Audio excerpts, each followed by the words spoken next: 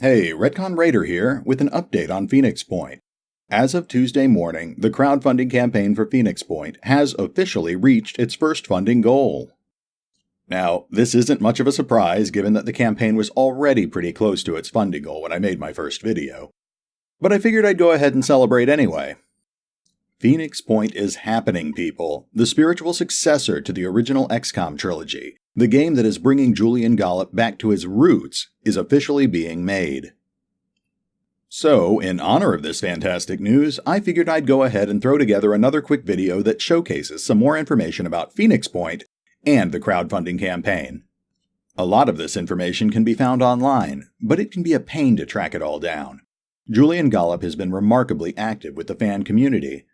So, for your convenience, I've tried to gather comprehensive answers to some of the most frequently asked questions about the game.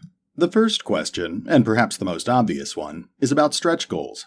Namely, what are they going to be? Now the answer to this one is simple, because it's right on the official FIG campaign page and went out with their latest newsletter. But it's worth repeating because it's some pretty exciting stuff. The first stretch goal, set at $650,000, will add vehicles that you can manually control in the turn-based tactical battles.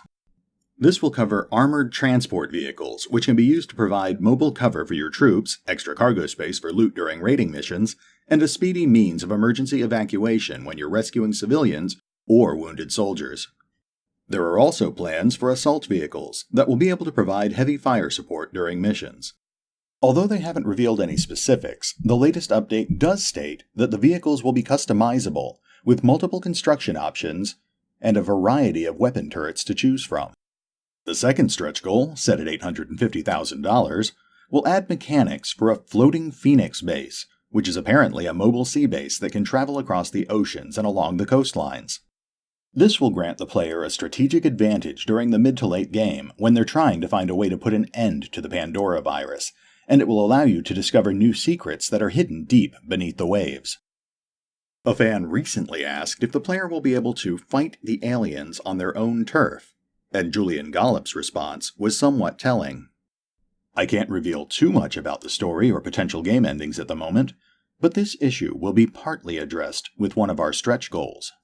Was he referring to the new secrets that you'll be able to discover with the floating Phoenix base? I guess we'll just have to wait and see. Now let's move on to some of the other common questions. I'd like to start by focusing on one of the slightly more controversial parts of the campaign, namely the FIG-exclusive items. Exclusive items are always a touchy subject, and the ones being offered in the Phoenix Point crowdfunding campaign are no exception. There are two sets of exclusive items that you can receive as a reward for pledging $50 or more, the Alien Chitin Armor Set and the Alien Living Gun Set. The Alien Chitin Armor Set is an impressive and customizable set of armor pieces and helmets made from alien exoskeleton parts. And according to an official update on the FIG campaign page, the armor does not confer any special advantage over other types of armor, but it will make your soldiers look badass. The Alien Gun Set, on the other hand, includes a set of 3 unique alien creatures that have been genetically engineered into living weapons, capable of shooting acid, poison, and digestive mist. Which does make it sound like they have an actual tangible in-game effect beyond simple cosmetic upgrades. In addition, another recent official update has stated that this exclusive content will also include some very special missions, which explores the origins of these unique items. But before you get up in arms about potentially missing out on content, it's important to note that Julian Gollop and the folks at Snapshot Games were very quick to respond to initial complaints about content exclusivity. Although they haven't fully updated their campaign page yet, they have recently stated that the content will no longer be a true exclusive. Instead, it will be a timed exclusive. Anyone who pledges $50 or more during the FIG campaign will receive the content for free when the game launches next year, but it will be made available to the rest of the player base 3 months after launch as part of a post-launch DLC pack. But of course, now there are some backers who are complaining about losing out on the true exclusivity that they were promised during the first few days of the FIG campaign. And the official response from Julian Gollop is that they'll attempt to work out some solution to the satisfaction of existing backers. Another common question is about release dates. Everyone is eager to get their hands on the game as soon as possible, so it's no surprise that a lot of people are asking about this. Now, the official response on the FIG campaign page is that Snapshot Games is hoping to have the game ready for full release by fourth quarter of 2018. But anyone who has ever followed a video game crowdfunding campaign knows to take this information with a grain of salt. While it's certainly possible that the game may end up coming out right on schedule, it's also just as likely that development will take longer than expected, in which case we may not see the game until sometime in 2019. As for early access to the beta, initial estimates implied that backers at the $50 tier or higher would be able to start playing an early version of the game as soon as this upcoming October. However, in response to a recent question, Julian Gollop clarified that this early access is more likely to be available in the first quarter of 2018. He also went on to say that there were not currently plans to provide beta access through Steam's early access program, but that if it did happen, it wouldn't be until much closer to the game's release date. And finally, another common question is about how the game is going to be distributed. Although there was some initial confusion on the subject, the official FIG campaign page has recently been updated to show that the game will be available through digital download on both the Steam and GOG platforms. While there is a physical edition available at $95 and up, it is important to note that this will not include a physical game disc.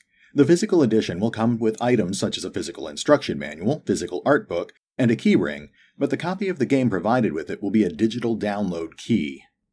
It's also worth noting that, although they have officially stated the game will be available on both Steam and GOG, it's very likely that the early access will only be available through Steam. Now that's just pure speculation on my part, but past experience with other crowdfunding campaigns has generally shown that developers prefer to stick with Steam when dealing with this kind of early access. The game is currently planned for release on PC, Mac, and Linux operating systems. While the developers haven't necessarily ruled out the chance of a console port for the game, Julian Gollop has officially stated that there are no current plans for a port. A slightly related question is about Chaos Reborn. If you back the game at any tier during the crowdfunding campaign, one of your rewards is a download key for a digital copy of Chaos Reborn, another game from Snapshot Games that's based on one of Julian Gollop's classic strategy titles. People have been asking when they'll be getting these keys and what platform they'll be supporting. The answer here is fairly straightforward.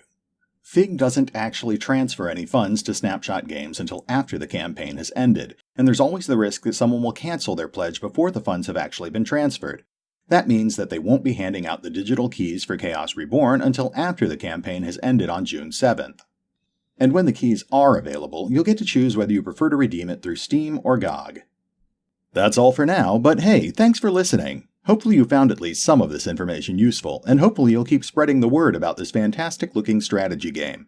I'm going to start putting together another short video, but for the latest information, be sure to check out the official website and the official FIG campaign page. Links are in the description.